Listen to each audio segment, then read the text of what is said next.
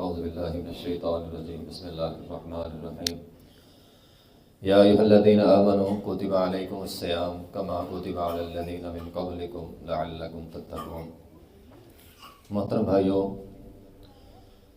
اللہ رب العزت کا ہم پر بہت بڑا فضل ہوا، بہت بڑا احسان ہوا کہ ہماری زندگی میں رمضان آیا۔ سچی بات ہے، یہ اتنا بڑا فضل ہے، اتنا بڑا فضل ہے، اس کا اندازہ آپ ایک حدیث سے لگائیں کہ ایک صحابی بیان کرتے ہیں دو لوگ مسلمان ہوئے، میدان جہاد میں گئے، ایک شہید ہو گیا، ایک سال بعد فوت ہوا۔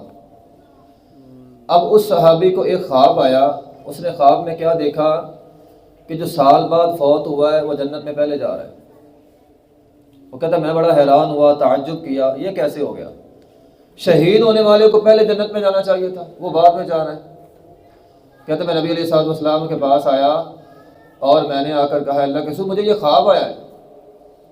آپ علیہ الصلوۃ والسلام نے فرمایا یہ خواب تیرا ٹھیک ہے، اور فرمایا الیس قد صام بعدہ رمضان، جو سال بعد فوت ہوا اس کی زندگی میں رمضان آیا تھا، اس نے رمضان کے روزے رکھے، رمضان کا قیام کیا، صدقہ و خیرات کیا، روزہ رکھا، قیام اللیل، اس کی ان عبادتوں کی وجہ سے اللہ نے اسے اتنا بڑا مرتبہ دیا ہے، اتنا بڑا مرتبہ دیا ہے، گویا شہید ہونے والے سے اس کے مرتبے کے درمیان زمین و آسمان کا فاصلہ ہے۔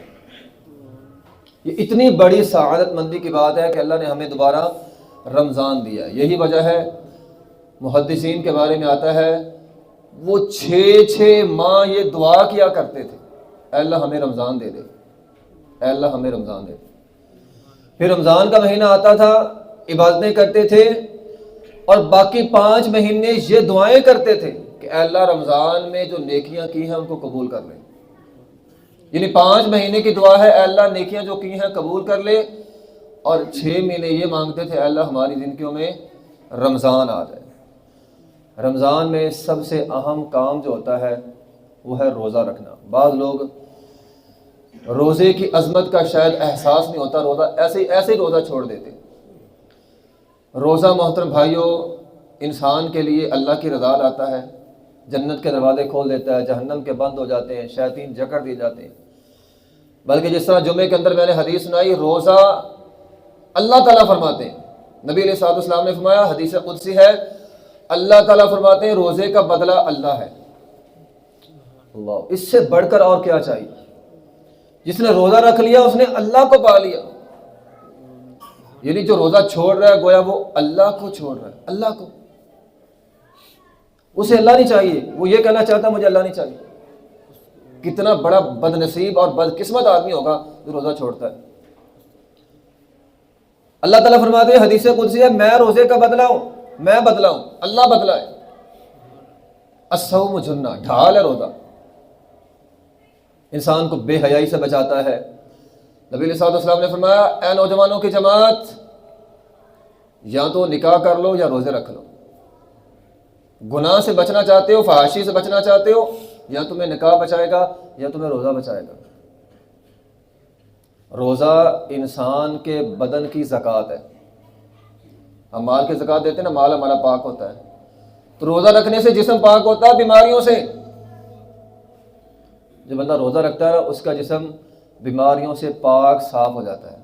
اس لیے ایسے ہی فضول، ہاں ٹھیک ہے مسافر ہے، بیمار بندہ روزہ چھوڑ سکتا ہے، ایسے ہی چھوٹی چھوٹی باتوں پہ روزہ نہیں چھوڑنا۔ نبی علیہ الصلوۃ والسلام کو ایک خواب آیا، آپ علیہ الصلوۃ والسلام نے فرمایا میرے پاس فرشتے آئے، مجھے اٹھایا، مجھے ایک جگہ لے کر چلے گئے، میں نے وہاں پہ چیخوں کی آواز سنی، مجھے بتلایا گیا یہ جہنمیوں کی آوازیں ہیں، اور پھر میں نے دیکھا ایک آدمی نیچے لیٹا ہوا ہے، دوسرا اس کے سر کے اوپر کھڑا ہے، اس کا جبڑا چیر رہا ہے، جبڑا ایک طرف سے چیرتا ہے گدی تک لے جاتا ہے، پھر دوسری طرف سے چیرتا ہے، جب واپس آتا ہے تو پہلا ایسا ٹھیک ہو جاتا ہے۔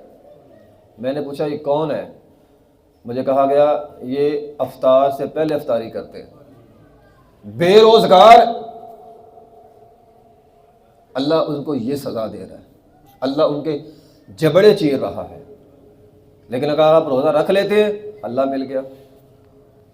اور حدیث کے الفاظ ہیں اللہ تعالیٰ بندے کو 2 خوشیاں دیتا ہے، ایک جب افطار کرتا ہے خوشی ہوتی ہے، ایک روزے دار کو اللہ تعالیٰ کل ملے گا اپنی رحمت کے ساتھ،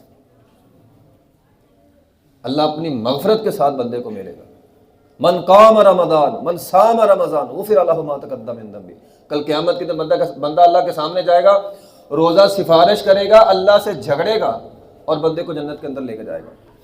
اس لیے محترم بھائیوں، روزہ سب سے اہم ہے، ہمارے ایمان کا حصہ ہے۔ تو ایسے بھائی عزم کر لیں کہ انشاءاللہ پورے روزے رکھنے مہینے 29 ہوں یا 30 ہوں، اور نہ صرف روزے رکھنے بلکہ صحیح روزہ رکھنا ہے، صرف کھانا پینا چھوڑنا نہیں ہے، اپنی زبان کو، اپنے کانوں کو، اپنے ہاتھوں کو، اپنے پاؤں کو برائیوں سے روکنا ہے، مکمل روزے رکھنے تاکہ ہم اللہ کو پا لیں، اللہ کو پا لیں۔